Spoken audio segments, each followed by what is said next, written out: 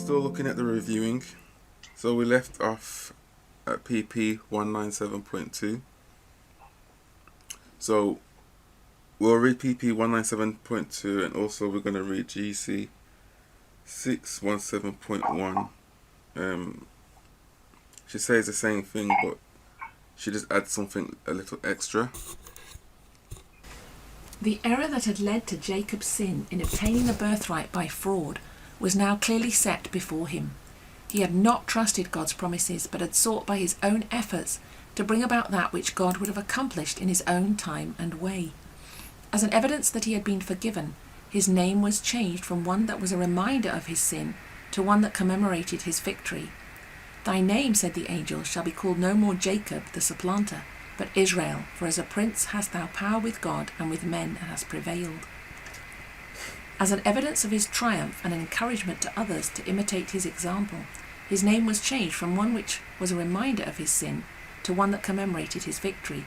And the fact that Jacob had prevailed with God was an assurance that he would prevail with men.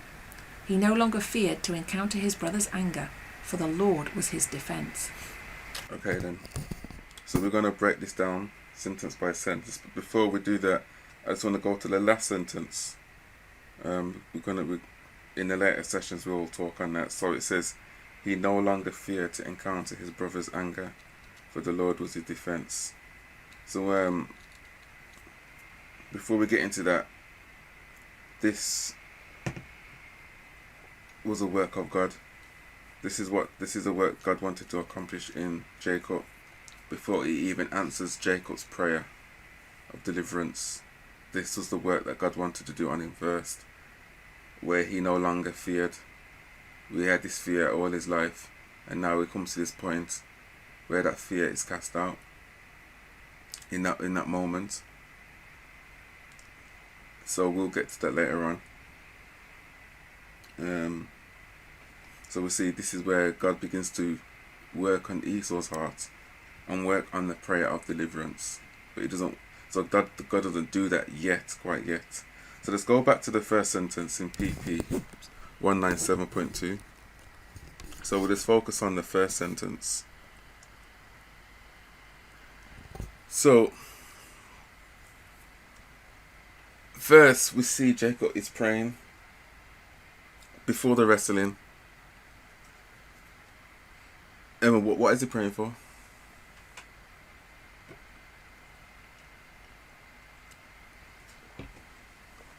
I think he's just praying for deliverance from Esau.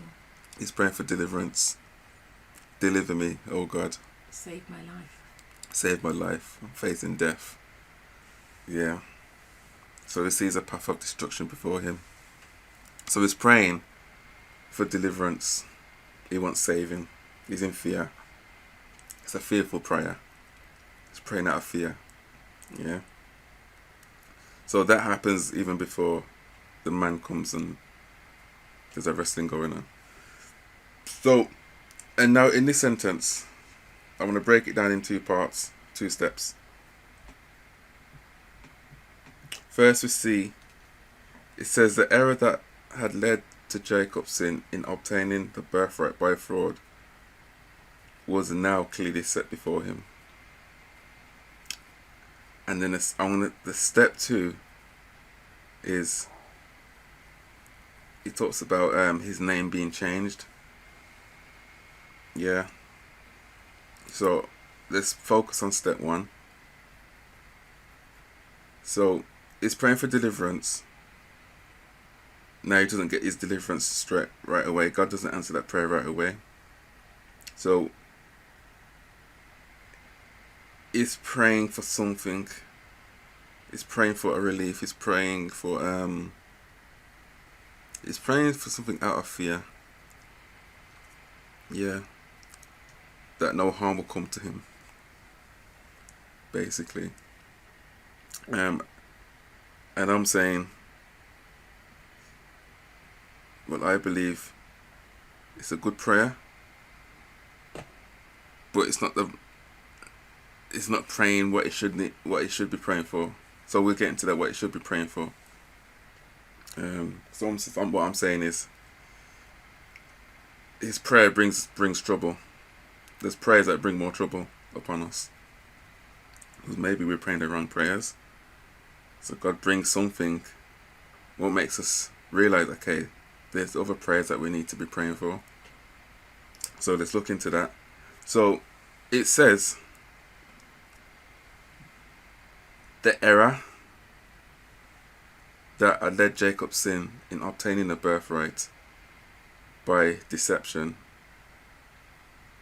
it was now clearly set before him. So why is it set before him? Why do you think it's set before him?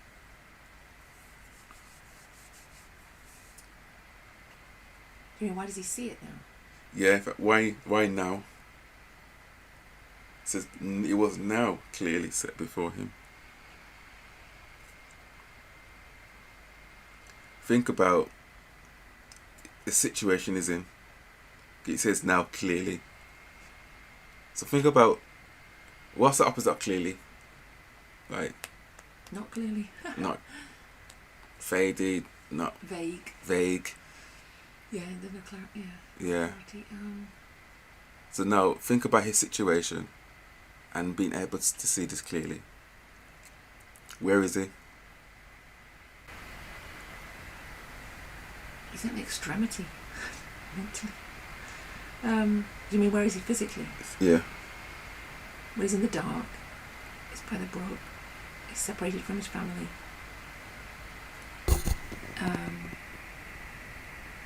And he's facing an angry brother. He's fearful of. So he's friendless, basically. He's come to a point where he's wholly dependent on God. Where is he? By the brook, in the dark. Doing what? Praying. What does it look like? So Desperate. it's been wrestling. Yeah. Now this has He's been been wrestling. okay. His thigh's broken. So he's exhausted and What is he doing? gives up. He's holding on to the angel. Gives up the wrestling, holding on to the angel, yeah. So he's holding on to the angel. His His thigh's been dislocated and he's at a place of submission. Is that a place of submission? Yeah, so there's no way out. You can't escape. So it's after the moment he stops fighting God. Yeah. His view or his perspective of this man has changed. Yeah. So there's been a change in his perspective of this person he's wrestling with. He can't run anywhere. All hope is in the present and what he's holding on to. So he's holding on to this man, God, Jesus. Yeah. All hope is in this current situation, in this man, what this man can do for him. Yeah. So he's in the best place to listen and to allow change. Because no one around to help. He can't go nowhere. He's broken. It's almost like He can't walk properly. He's holding on to this man. So that's where he is. Yeah. So now, in this situation, it says the birthright, the error that led to his deception, is now clearly set before him, while he's in these circumstances. It's clearly set before him. So what I'm asking is this the best place for him to see clearly his error of his ways? Well, clearly it's one place for him to see it, so it must be Out a of, good thing. out of 77 years or 90, whatever years of his life, He's finally had a light bulb moment. he's had a light bulb moment Yeah. compared to Up to them. the day he meets Rebecca. Is it Rachel or Rebecca? His wife, his first wife, Rachel. His second wife. When he's on his high, he meets the woman the woman of his dreams. Or at Bethel, when he sees a vision, he sees God at the top of the ladder. Compared to how he sees God now, well, during the wrestling, it's totally different. It's a different God he sees, yeah. But there's no light bulb moment. There's no clearly his deception being set before him. You know, so what I'm trying to ask, or trying to say is, it's not easy for God to sometimes show us the error of our ways. You know, because the condition of our minds, where we're at. You know, sometimes it may take a breaking. It may take certain circumstances. It may take extremities to bring about God's opportunities to show us who we are. So God is limited. Limited. And to me it sounds like, because I think Jacob limited God. God could have told him before, maybe Jacob wasn't listening. And sometimes you can go for years and years and years in this state of mind where it's not easy to listen to your friend or your neighbour, because you got things worked out in your own head already, so you can't listen. And it takes circumstances to bring you to submission, to hear this truth. You know, so this error, what he held on to all these years, you know, he couldn't hear the truth. Why is this error being set before him now clearly? Why is he willing to see it now? Why not in Laban's house, whenever? Just think of that and think about yourself. Think about the last time someone told you something about yourself or your situation or whatever it may be. What did you do with it? Ask yourself, did you wrestle that like Jacob wrestled God? Because maybe you could be wrestling God. So, if it is now clearly set here, maybe it must have been unclear prior to this. So all these years, I don't know how old he was here, just to say over 70. Over 97. 97. Over 97, because he said 20 years. Over 97. Laban. You know, what is it that gets in the way? You know, so everyone has their own individual lives. You answer that question for yourself. For Jacob, this false belief that he needs to do things in his own way, in his own strength, in his own power, in human strength. That belief was the driving force of his actions, his decisions, and other beliefs. Yeah. So what I'm saying is some of our wrestling can block us from actually seeing or hearing what God is saying or showing us. Or some of our mechanisms to protect ourselves are really kind of destroying us or about to destroy us. I think when we say that, wrestling in our own strength, you know, some people use that to sort of, you know, talk about overcoming sin, say like anger, you're just gritting your teeth and doing it in your own strength and in a negative way. But I think there is that's a positive strength to resist sin. But in this case, this doing it in your own strength is human reasoning to get people to do what you want, and that's manipulation.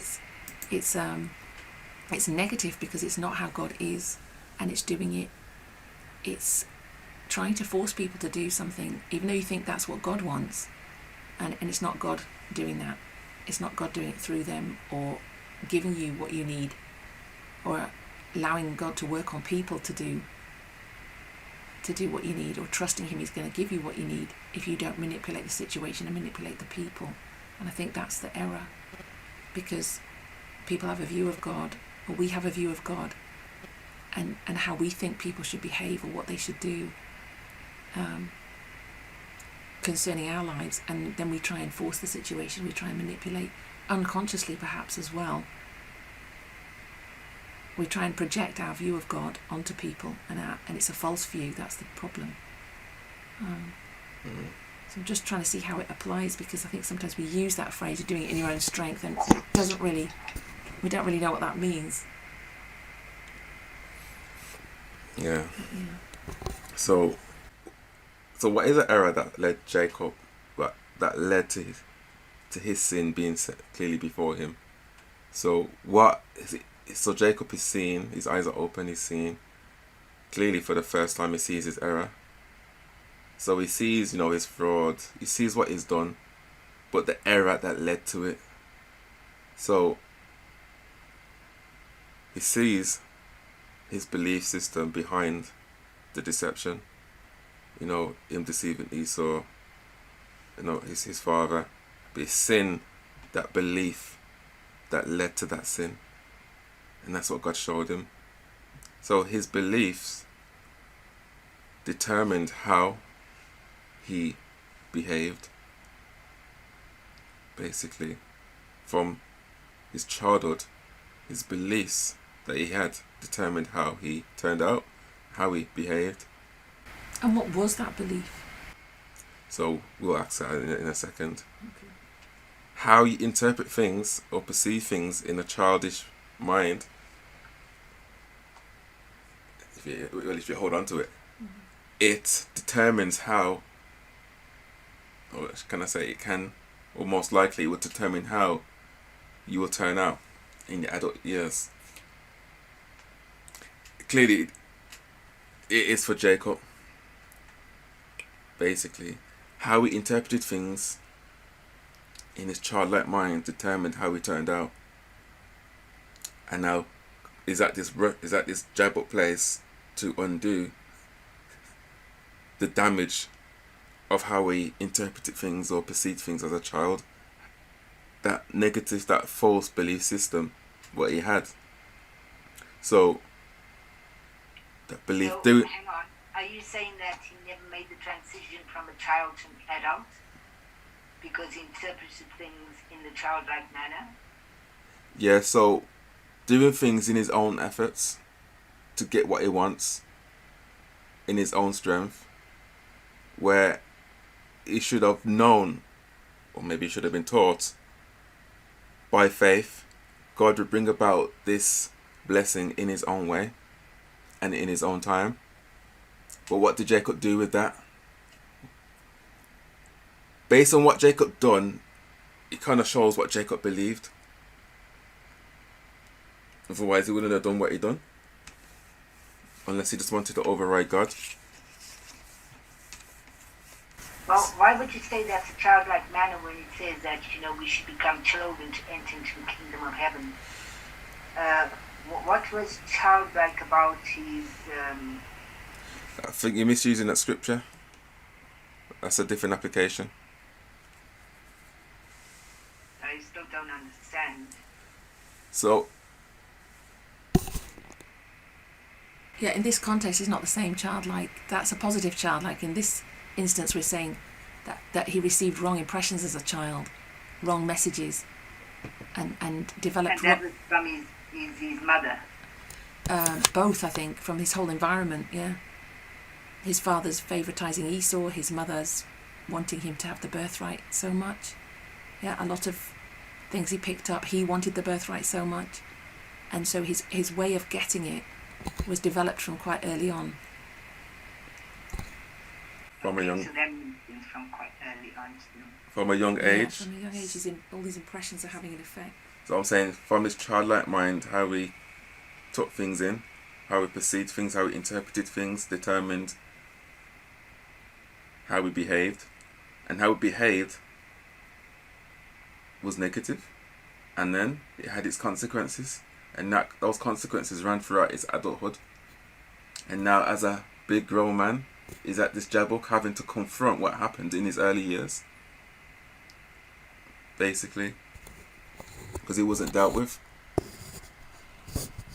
So in his childlike thinking, he had to become an adult, think as an adult.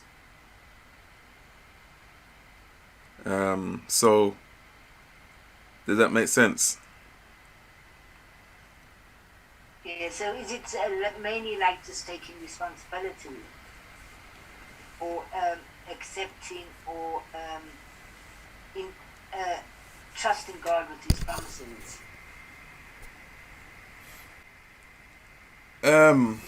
No, I don't want to say that because it's just it's just the same what everyone says. Let's trust God in His promises. So we can say that, but neglect many other things, thinking we're trusting God with His promises, but no, we're not even listening to God. It's just lip service, or just a belief that makes people feel good. Let's trust God with His promises, but I think it's more practical than that, I personally believe, because I think people are involved with how God deals with us. So we can trust God, but not get involved with people or ignore people. Yeah, I suppose now we need to ask the question, what should he have done? But at least we know what he shouldn't have done, and he shouldn't have done it this way. And one of the things that should have shown him that is he's not treating people right. So how's he treating his father, his mother, his brother? In all those relationships, there's deception going on. And there isn't that... Well, I don't know about the mother actually, but there's deception with the father and the brother because of the whole dynamic of the situation.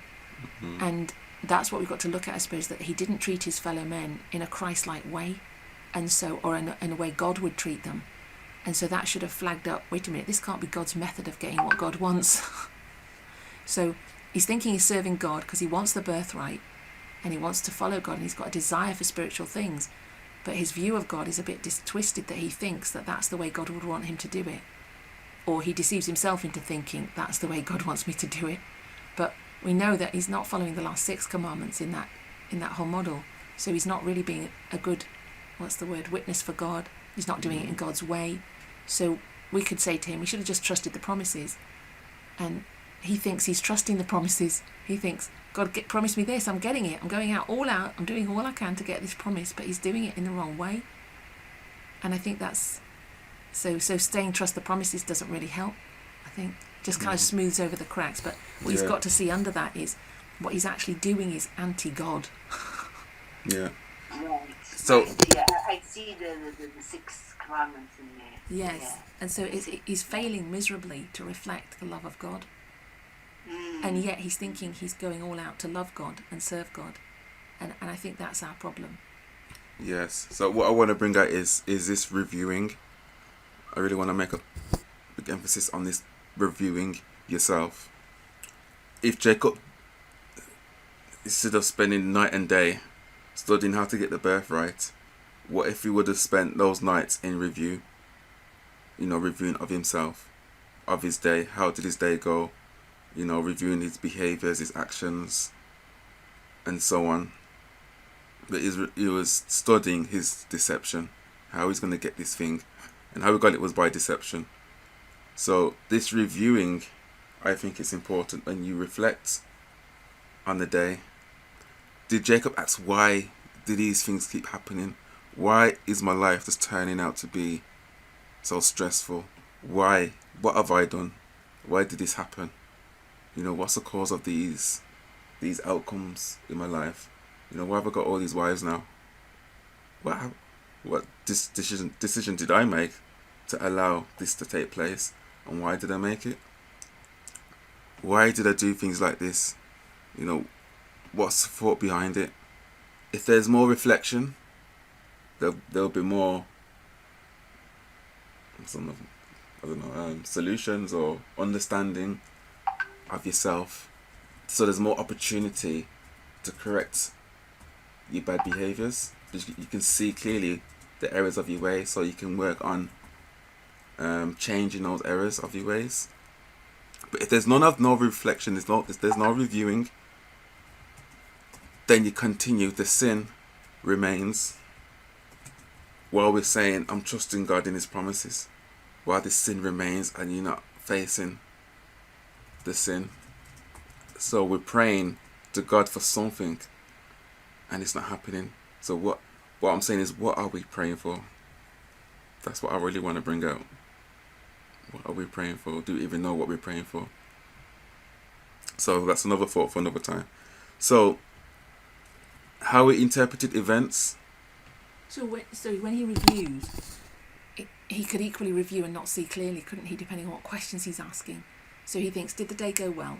Yeah, it seems like my dad was more open to talking to me today. Or, yeah, Esau, yeah, I got closer to getting what I want by doing it this way. Or, you know, he could have, still the review might not have been very helpful. So what questions is he asking when he's reviewing? So, like, for example... Did I love my mum and dad unconditionally today? Did I get closer to my brother? I wanted my brother to do this whatever thing for me, but he didn't. And I noticed I got really upset. I got bothered, I got irritated, maybe I got angry. And I noticed the same thing happened yesterday. And last Friday. Why am I getting angry? Why do I keep getting angry in this situation? I've noticed that, and I notice what I do after I get angry. Or I get anxious. Every time this happens, I notice I get anxious.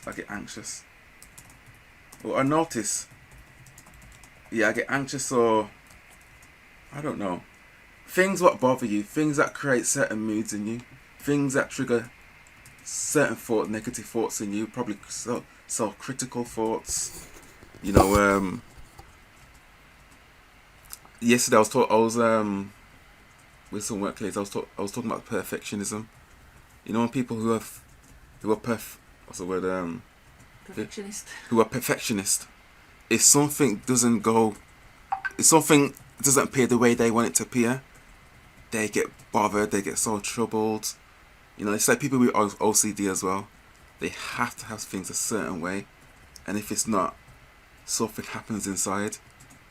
And it's about acknowledging that and reviewing it and seeing why am I fearful? If this is not perfect, I'm going to be judged, or people are gonna say things, or I'm going to appear this way. I need to avoid that, so I need to put on these safety behaviors to avoid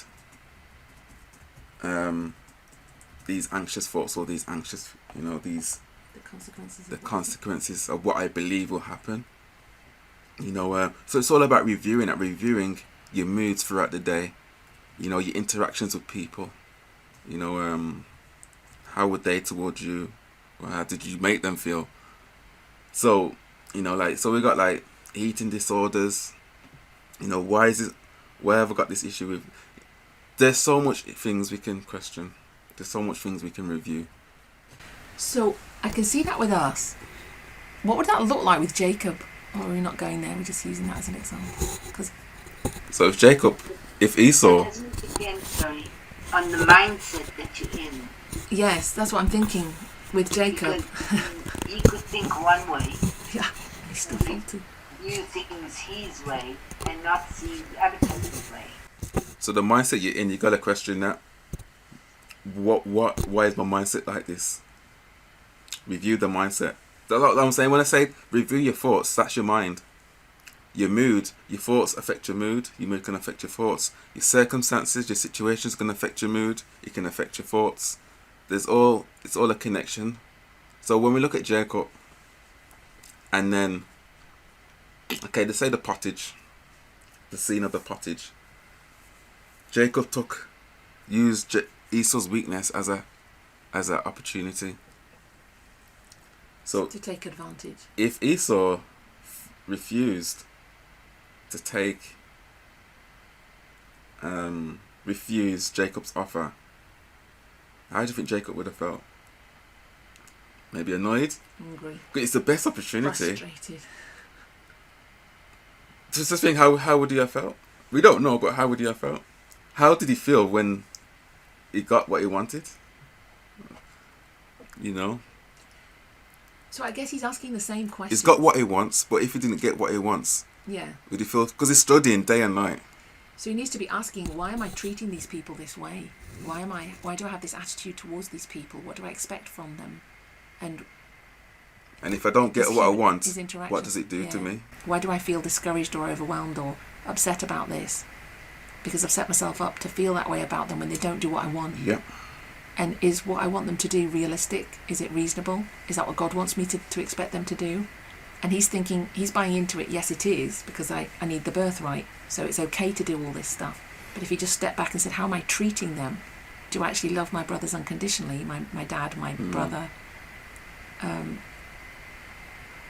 don't questions he could have asked to have opened his eyes, because we see that his eyes are only opened at this point. Even with his dad, Isaac. Yeah. You know, even in fact, let's go to his mom. When his mom manipulated him and says, "You won't. The consequences will fall upon you. It'll fall upon me." You know, when he was being manipulated, he could have questioned, "How did I feel?" Because we know he didn't really want to do it, but he thought he went too far. So you can question that. What made me think I've gone too far? What made me think that I can't turn back? You know, what was behind that belief? You know. So there's so much things you can question. You'd be surprised throughout your day. Things, the events, what take place, the interactions with people. There's so much you can actually question. It's just practice and putting it into practice. You know. So situations can trigger thoughts, can trigger moods. How do you interact with food? That's a big question. You know, that's a big topic. You know, how do you interact with food, and why you interact? So I'm talking about eating disorders. So events can lead to different types of thoughts, behaviors, and so on. So, can you see how seeds are planted in the early years can spring to life throughout your life? I missed that question. Can you repeat, please? So, can you see how seeds planted in early years can spring to life throughout your lifetime? You know, and we can see that it may take God years to clearly set before us the error of our ways. Just using this example of Jacob. You know, so his way may come in a form that we just want to try and fight it off. You know, it may come in a form of human rights over religious rights. It may come in many forms, and we perceive it or interpret it as an enemy and say, this is not God. You know, so we may perceive it as the work of the enemy against God. We may see it as that. You know, so we may do things in the name of God. Jacob mistreated his brother. Was that in the name of God? Where was his human kindness for his brother? He tricked his father. You know, was that in the name of God? You know, was doing this to Esau, you know, with the pottage, was that in the name of God? You know. So, yeah, so we do a lot of things in the name of God, thinking we're doing God's service. We push our religious rights over human rights, over the 6 commandments, and thinking this is the work of God. You know. So, step 2, as an evidence of his triumph, as evidence that he has been forgiven, he has a name change. So, before this name change, in the Bible, it says that man asks for Jacob's name. What is your name? And we spoke about this in great detail. The name is more than, hello, my name is Jacob. Hello, my name is Emma. It's more to it than that. And this is what we're seeing. Well, this is what we discovered, that there's a reason, there's something behind names. And it's his whole character. It's who he is. Jacob had to review himself, acknowledge who he is, what he's done, that his error. And now his name is being changed. So step 2, he has a name change. His old name reminded him of his past. So he needs a new name. So he needs a new one for his future. As he's changing, he's changing, he's having a transformation. He's now facing the future, not the past. Yeah. His past is no longer going to determine his future. Amen. Basically, and that's the experience that we want. That our past beliefs, negative, wrong beliefs, is not going to determine our future, because with Jacob, those old truths, those errors, were transformed to truths. And now the truths are going to determine his future. So it's going to determine his behavior and his actions. And that's the experience that we need to go through. So the evidence of this name change. So let's talk about this. So the evidence of his overcoming, or the evidence that something's changed, it's evidently, it's visible. It's visible. It's I'm saying there could be more, but it's when people can see. If you're still fighting what people say, and you're saying you've overcome, and people are still seeing the same issue, what you're struggling, people are still, let's use Jacob's language, people are still seeing the deception, and you're saying, oh, I've just overcome a deception, but people are seeing it. It's still evident you're still fighting before the wrestling. You're still fighting. That means there's still a problem. There's no outward change. Outward change will mean that, okay, there's no more deception. You're not deceiving people no more, Jacob. You know what that means? You haven't had a name change. I don't know what you did in that prayer session, but that sin still remains, and you're saying it doesn't remain. A lot of times there is evidence in the behavior. So if you're still not treating your fellow humans in the right way, what has changed? If the behavior remains, nothing has not changed. You just give it lip service. I've seen my errors of my ways and I've corrected them. But if it doesn't come out in the behavior, that means there's something what you haven't held on. You haven't changed, basically. So still anxious, still insecure, still having these negative critical thoughts, still trampling upon your brothers and sisters. Still this rejection still has some power over me. It's affecting me.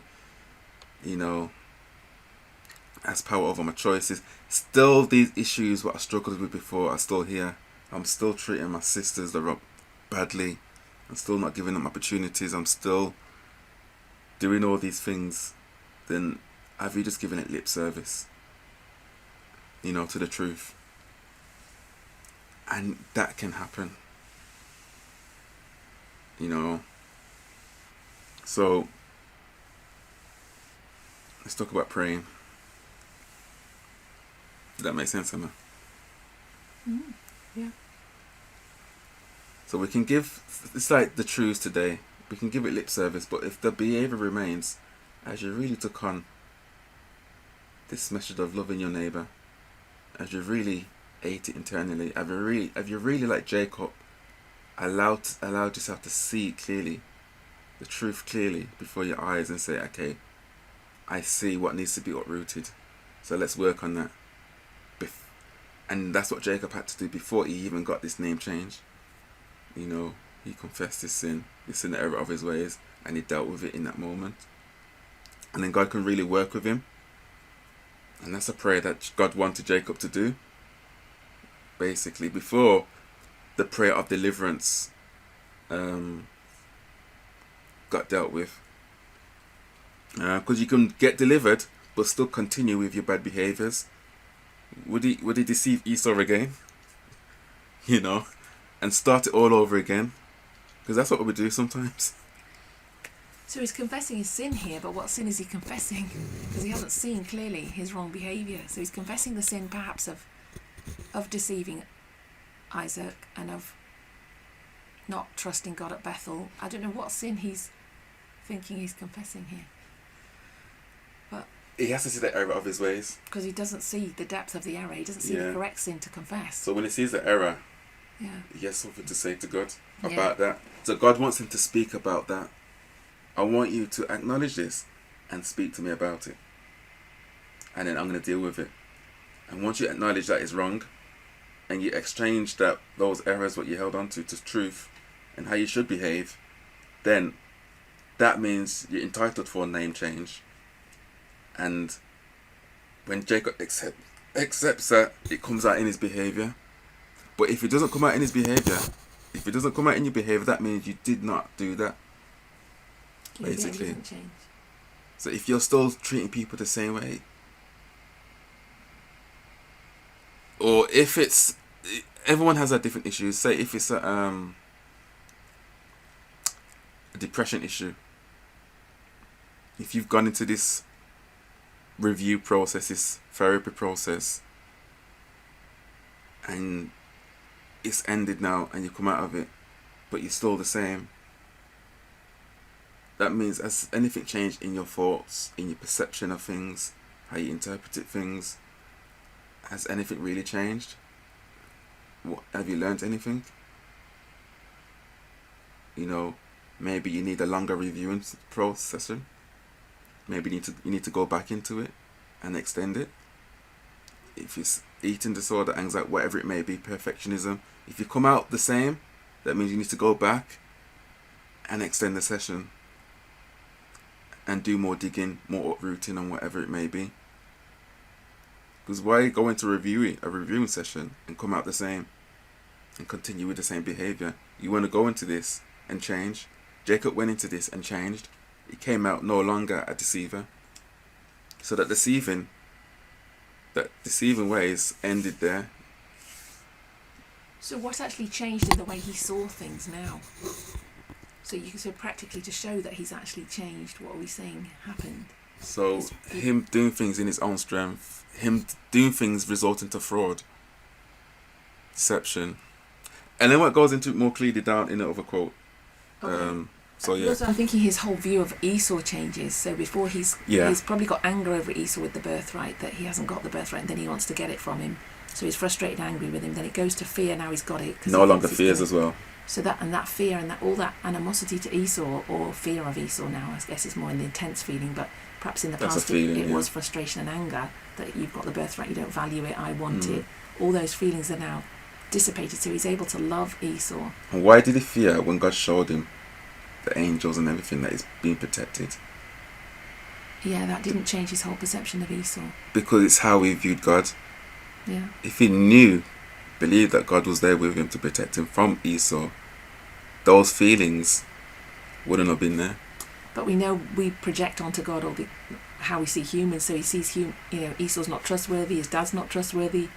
So he can't depend on this God because he's a bit of a deceiver like he is, because he's just reflecting on his image. Yeah. So that's his idol. His kind of like, so if God's a deceiver, well, he could send angels, but he still might not protect me. I'm still going to die still because there's a lack of trust. So this is why he's in the best situation for him to see God for who he is.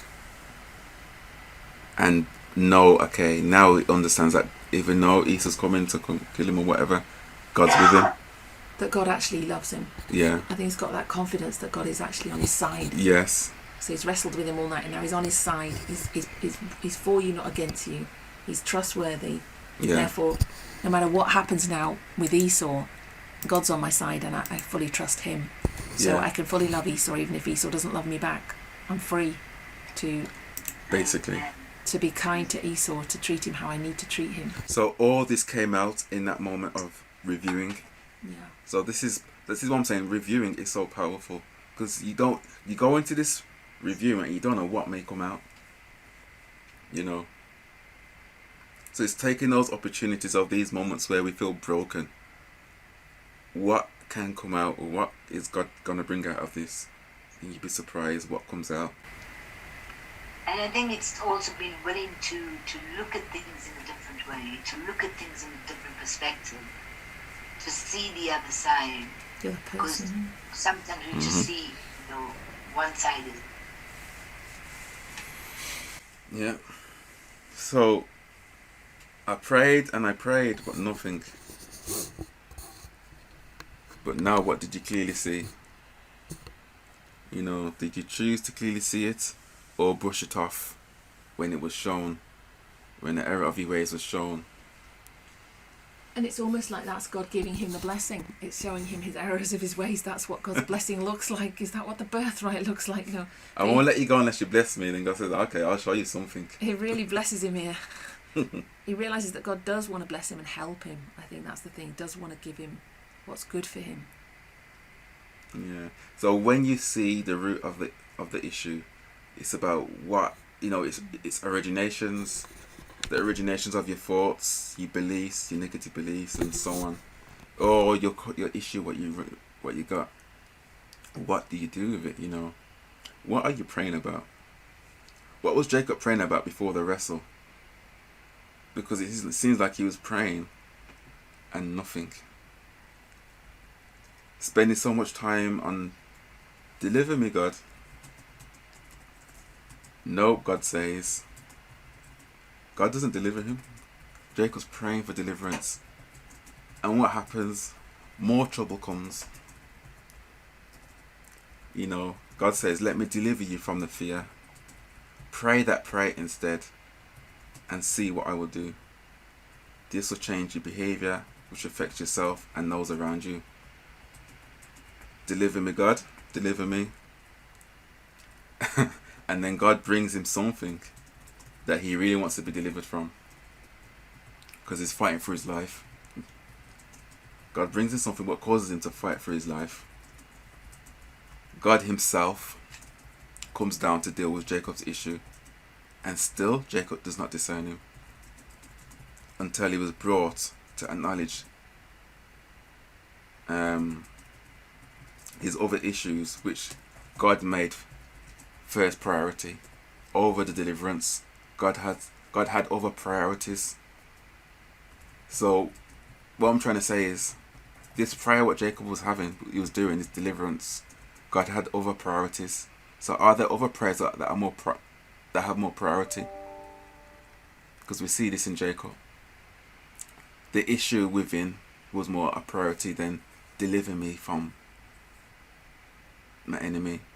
Now, maybe it was a good thing that this situation happened, because now it was an opportunity for Jacob to pray in a way that he hasn't prayed before.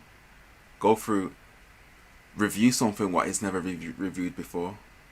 And out of this reviewing, he got this blessing, what he always wanted. He got this deliverance, he got this change of character, this change of name. If he had prayed this before, God, show me why these things happening to me. What is it about me? Show me the root. So he's praying, deliver me, and God really brings him something to want to be delivered from.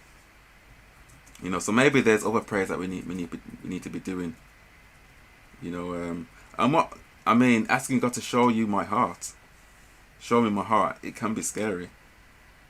Really. Jacob got a crippled thigh.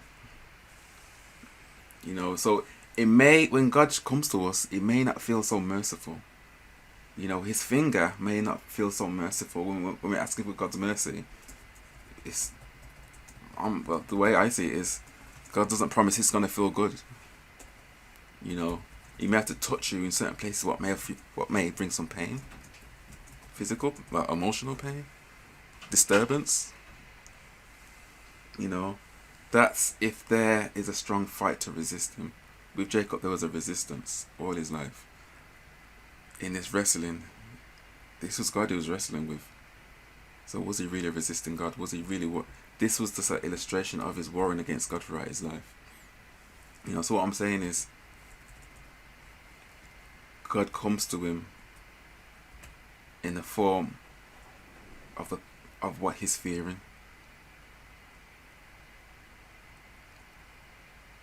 In the form of, and in Jacob's mind, as an enemy.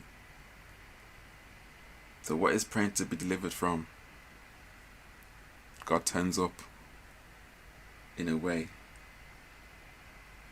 Jacob would pray against.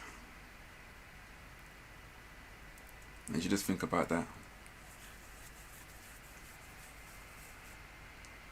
What are we praying against? What do we think is wrong? God will use. And maybe we look, and I think God's really teaching us a lot when it comes to the 6 commandments. How we viewed mankind, how we viewed women, how we viewed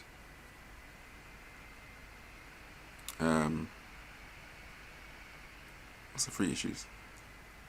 Just like equality. Race, how we viewed race. Homosexuals. We didn't think God would allow certain things like women to have certain roles in society, or the church, or whatever. Certain races to have certain roles. We probably think, no, this is wrong. We pray against it. It's not, but now, like, it's like God is showing up in this way what I didn't expect. And is this really God? Shall I resist it? Shall I pray against it? But what we're really doing is fighting God. Because God can show up in ways what we believed were wrong. You know, so God shows up to Jacob in the form of the thing he's fearing against. Because he's fighting for his life. He perceives it as an enemy. God knows that he would perceive it as an enemy. God knows that. But God still does it. God's not stupid. His thoughts are higher than our thoughts. His ways are higher than our ways. So this is the way God chose to come down in human form to bless him, basically, to be with him, to deliver Jacob from himself first before he's delivered from Esau. And that's a prayer Jacob should be doing. Deliver me from myself. It's myself, my own thoughts, that brings trouble. What brings trouble to me, and it affects people around me. So step 3 is, I think, that's the deliverance dealt with. Jacob was focused on the wrong places, like most of us in prayer. Usually, the way I see it is, Jacob's prayer was kind of fear-driven. His fearing Esau. Yeah, we'll sort the other person out. Sort them out. Make them see. Sort the other person out. Never mind what I'm doing, just sort the other person out. Fear-driven and greed-focused. Yep. So true. Yeah, so fear-driven, fear-focused, greed-focused. So I'm saying our prayers can be in the wrong place. It's fear-focused and blame-driven. Yeah. You know, it's all Esau's fault I'm in this mess. Sort him out. He shouldn't be wanting to kill me. How bad is that? You know, da-da-da-da-da. And never mind the part I've played in bringing him to that point. Mm-hmm. So, the crisis is past. So, PP 198.1. 198.1. You're going to read it, Emma? Yeah.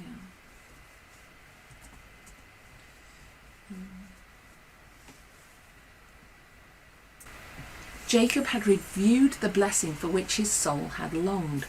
His sin as a supplanter and deceiver had been pardoned. The crisis in his life was past. Doubt, perplexity, and remorse had embittered his existence. But now all was changed, and sweet was the peace of reconciliation with God. Jacob no longer feared to meet his brother. God, who had forgiven his sin, could move the heart of Esau also to accept his humiliation and repentance.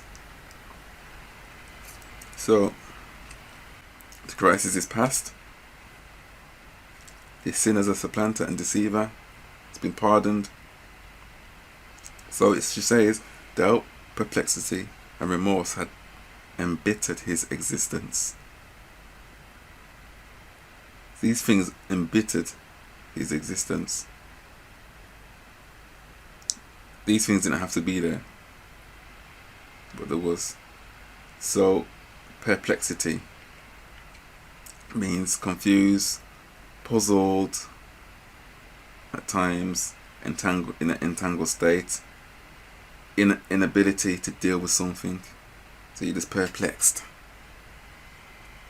Remorse, that can mean sorrow. Doubt, that can mean distrust. So all these things embittered his existence. Can we just go back to the first two sentences? Go ahead. Jacob had received the blessing for which his soul had longed.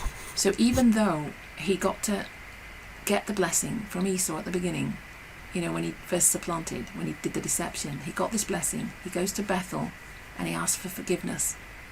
I'm not sure what he asked for forgiveness for. I guess he asked for forgiveness for the fact that he had lied to his dad and got this blessing. But if we do compare and contrast with this sentence, he hadn't received the blessing for which his soul had longed even back then.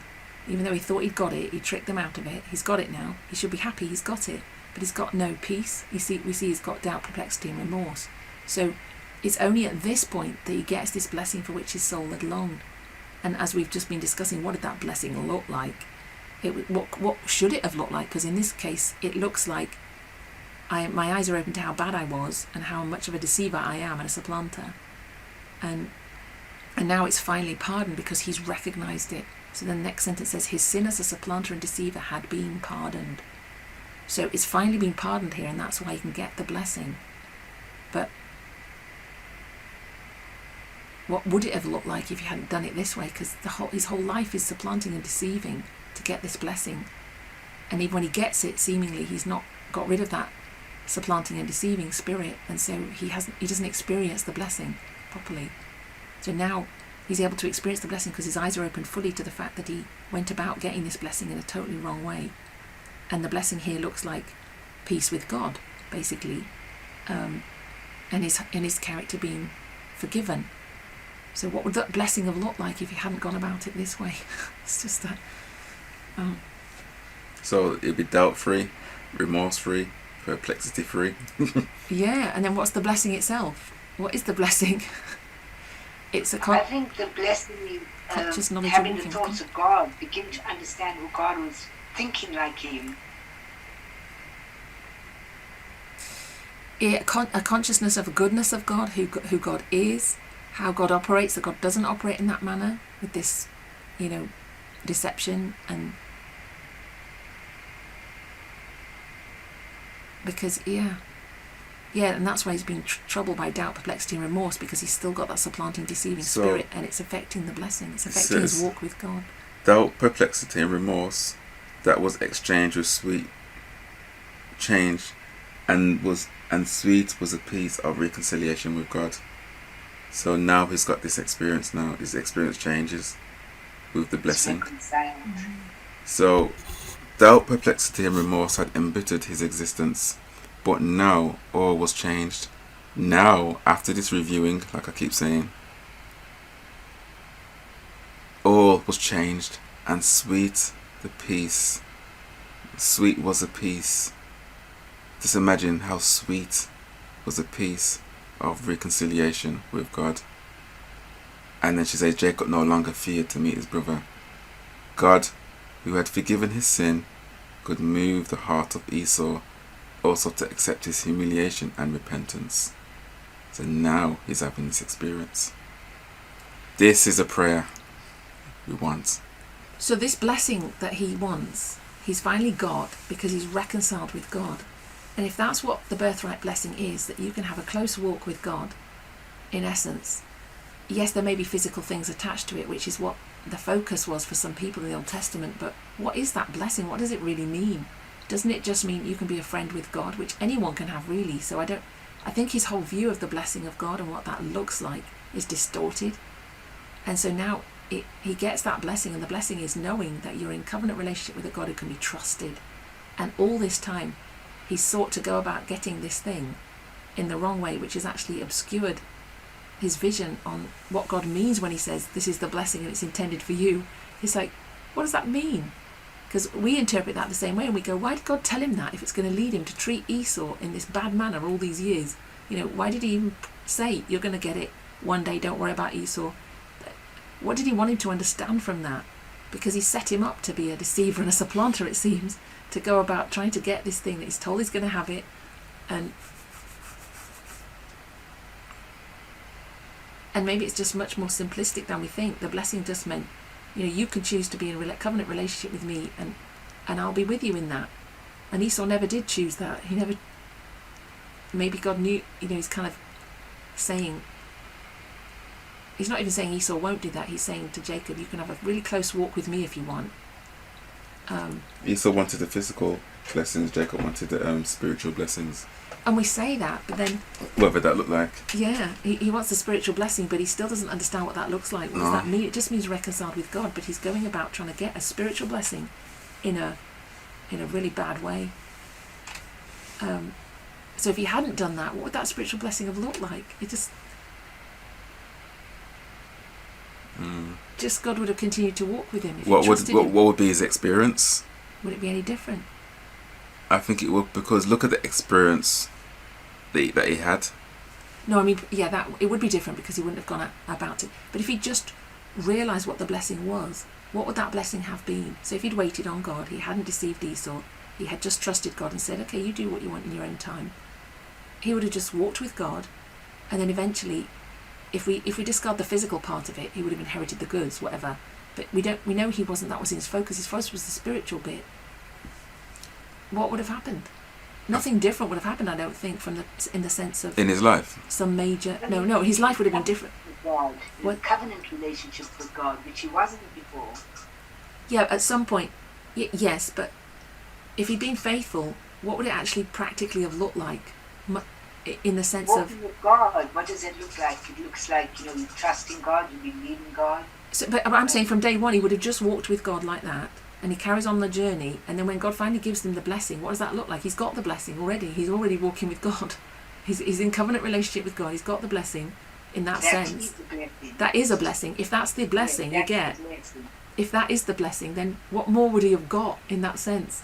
So it's almost like God saying, you know, I just mean, will you be faithful and walk with me, and you can have you'll be blessed. And maybe he's not teaching some great thing about the birthright blessing to us as well. You know, we have this expectation God's going to do some great thing, that we have to set about pleasing him and doing these things to get, you know, to get some great thing from God, some miracle.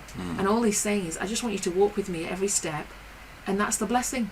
And it's that simple. Amen. I just want you to trust me. Have the peace. I just want you to trust me. And he couldn't do that because he's thinking, I want this great thing.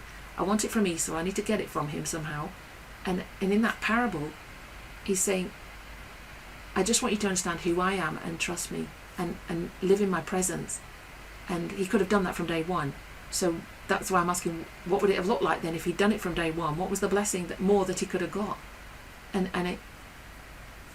seeing it's just like... He would not have gone through what he did. That's the blessing. No, but that's not the blessing. The experience of God, the personal experience. Then you have to ask, well, what was the blessing then? What's he promising him from day one? I mean, to have all these, create nations and things. I mean, create a big nation, but that's what it's told to do. Create a big nation, but we're already saying he didn't want that. He didn't want that physical part of the blessing. He wanted that, but he wanted a name for himself. He wanted to be a Christian. It wasn't so much he wanted all the physical goods of his father. He wants to be a Christian, and he thinks that. I think he's got a faulty view of what it means to be a Christian. It's just the same as us. So he's, instead of just walking with God every day and saying that's what the blessing is, he's thinking it's something in the future that's going to happen. And I think that's what we have a perception of God. Sometime in the future, he's going to do this with us, or we're going to do this great thing, or something great's going to happen. And all God's trying to teach him is just know me on a daily basis. Just know who I am just know who I am and trust who I am and get to know me, that piece of reconciliation with God. And we think we're doing that, but Jacob wasn't doing that. He was setting out to get this thing in a faulty way because of what he thought it was. So I'm not sure what he thought it was.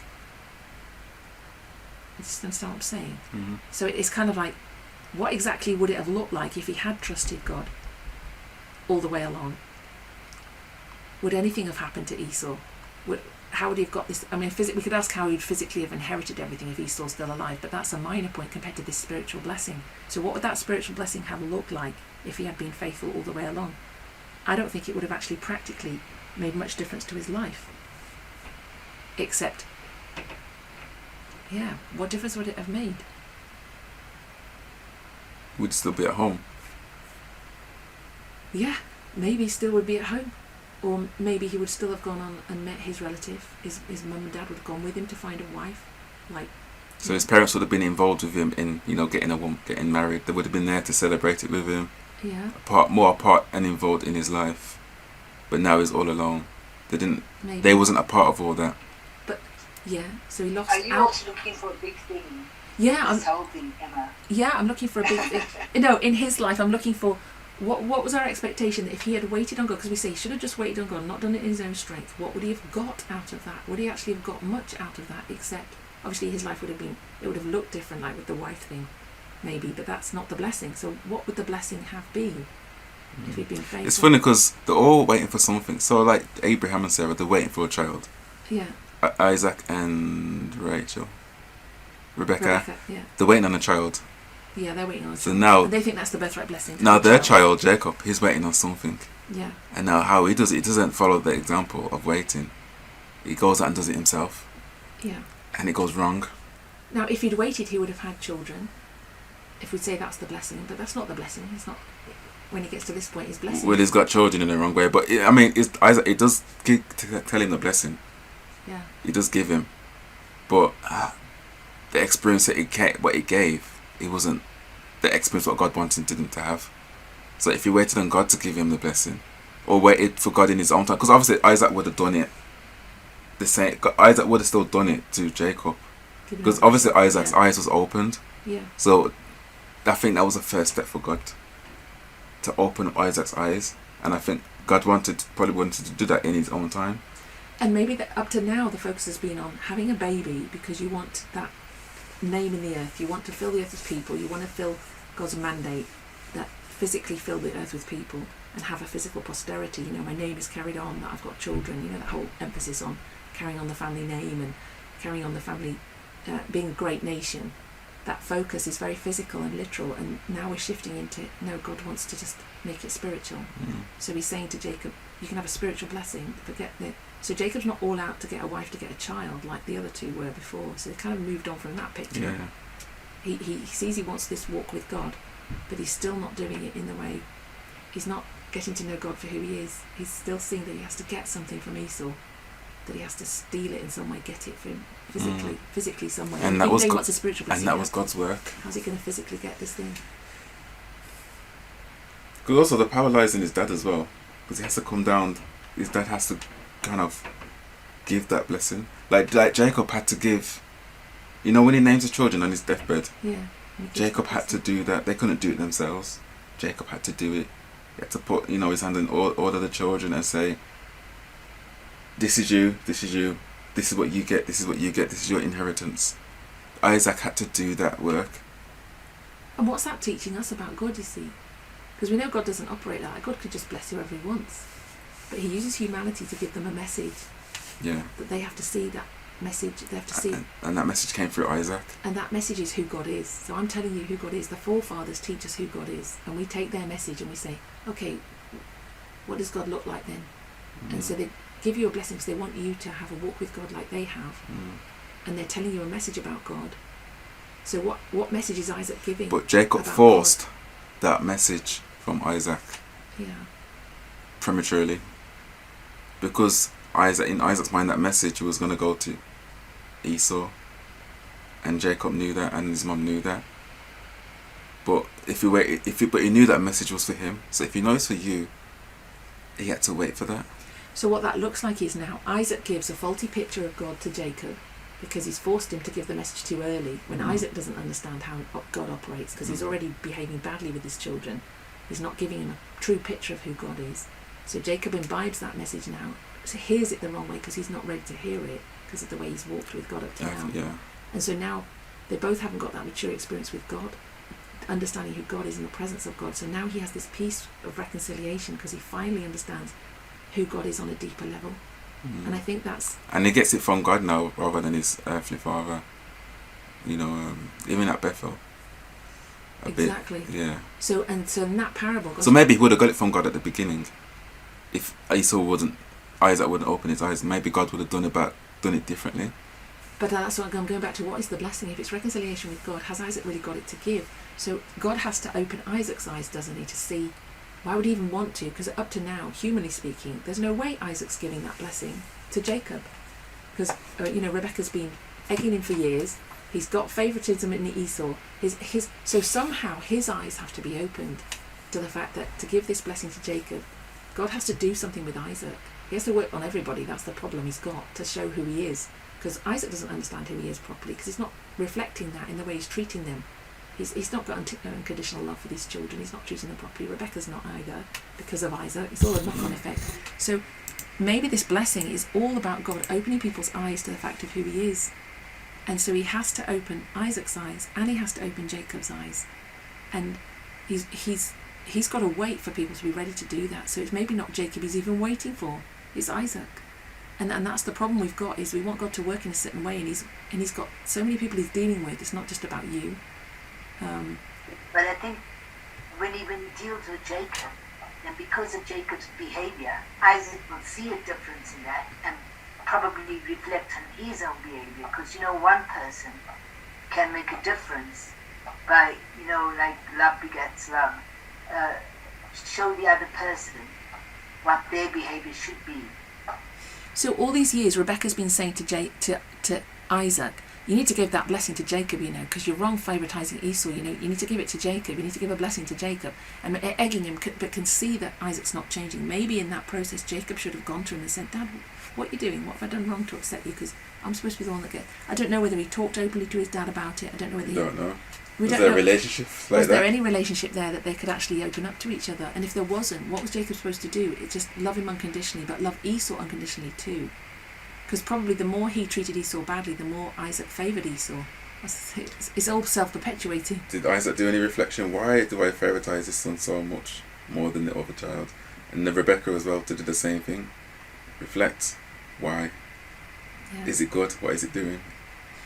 So we see some progression with Joseph, the way Joseph treats his brothers, that he treats them actually with love, even though they treat him horribly. He actually pours out that love on them, and that makes Jacob love him more probably. But he sees the depth of Joseph's righteousness, perhaps compared to his own treatment of people. Yeah, but then Joseph was very repentant when he reflected on everything, why his brothers behaved in that way. And then he repented of even his being spoiledness and his selfishness. And then he started to see, really believe, okay, the God that my father taught me about, I'm going to believe in him wholly because there's nobody else. He's all on his own. He's a young teenager still, I think.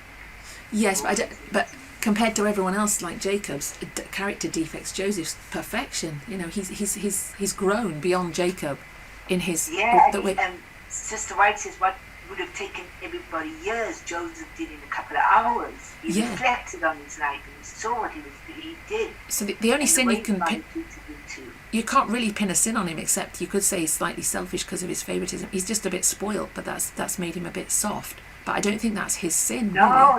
He realizes that he was selfish, that he was arrogant, that he was, what his brothers were saying he was. Maybe, yeah, but I still... because if you read the account in... we have to read it. Yeah, we'll read it, but perhaps we can see... I guess the point I'm making is that there's a growth there, it seems, in how they see God and their determination to follow God. And a maturity that comes about. So I think with Jacob back here, if he had... I don't know, if he had accepted that blessing from day one, if he accepted that he already has it, He already has it in walking with God. That's what, instead of setting out to get something more, and then setting out to get something more, he just treats everybody so badly, and he buys into that lie. So if he had said, I have it, I can bless Esau, I can be nice to him, I can treat him nicely, I can love both my mum and dad, even though my dad treats Esau better or likes Esau better, I can just be unconditional in my behaviour, that may have moved Isaac to see, actually, he's a much better character. But when we're looking probably moved Esau as Esau and say, Dad, maybe I don't deserve this, maybe give it to Jacob. Yeah, and then he would have seen Jacob's character was better, and they said he deserves the blessing, let me give it to him. You never know. Yeah. So it actually perpetuated the whole thing was. So eyes if Jacob just showed more love, maybe, then eyes could have been opened more quicker. I think it's the understanding of who God is. That's of who God really is. And what the blessing is, what the blessing he wants to give is a relationship with him. Exactly. A covenant relationship with him. Yes. And sorry, Carrie, I just lost my train of thought. Oh, sorry, go on. Oh, no, I interrupted you. So, we have to close here, though. Yeah. So, what I want to say is how human beings can distort our view on who God is. And I think maybe Jacob fell victim to this. So this is why he behaved the way he behaved, because his whole environment just kind of distorted that view. So and he didn't see that the blessing he needed was to know who God is. Yeah. To walk with God. So how he thought, what he believed, had an effect on his decisions in life.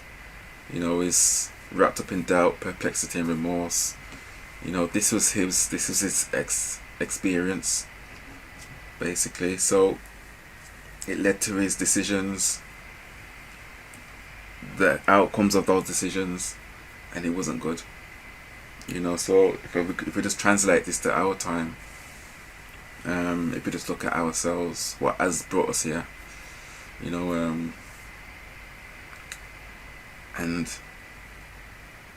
that's what I'm saying, reviewing is so important, that we get to understand ourselves.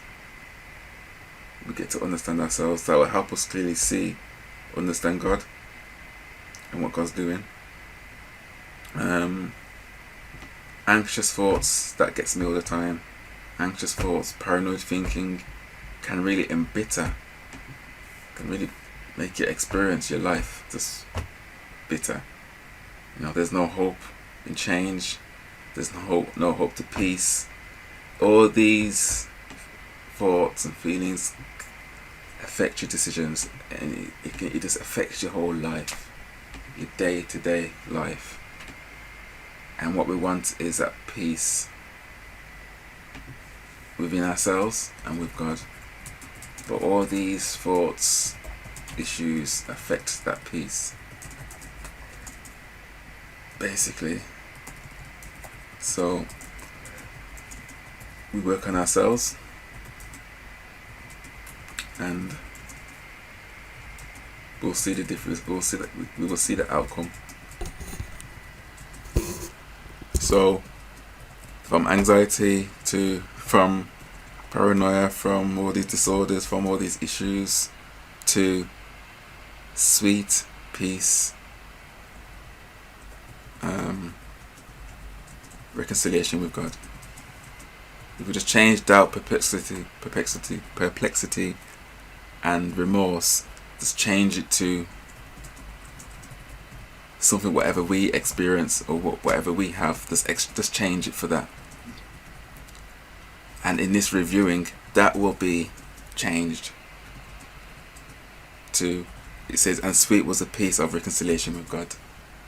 That will change to something else, and that's the experience that we're longing for. So with that, then we'll continue another time. So shall we close and pray?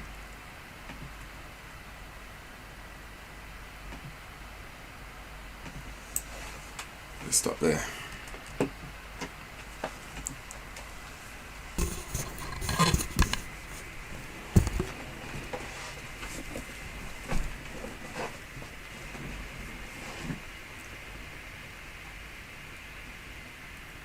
Heavenly Father, we thank you for this study. We thank you for the life of Jacob and the things you taught him at Jabbok. We pray that you would teach us the same things, that we would have our eyes opened to see our condition, that we would not be afraid of that process, that you would give us that sweet peace of reconciliation with you, that we would truly seek the blessing of walking with you and of knowing who you are, and of understanding that we can have that blessing right now, today, and every day as we move forward with you. Help us not to have faulty expectations from others and about what they want from us or how we should behave, and not trust in other people to provide that peace for us that can only come from you, to provide that relationship that only comes from you. Thank you for the time you've spent with us, and the time that you want to spend with us, that you want to be our friends, that you want to have that fellowship with each of us. Please, may we have that today, and may we show others what that looks like. May we treat others in the way that would reflect your character to them. Please bless us now and keep us, we pray, in Jesus' name. Amen.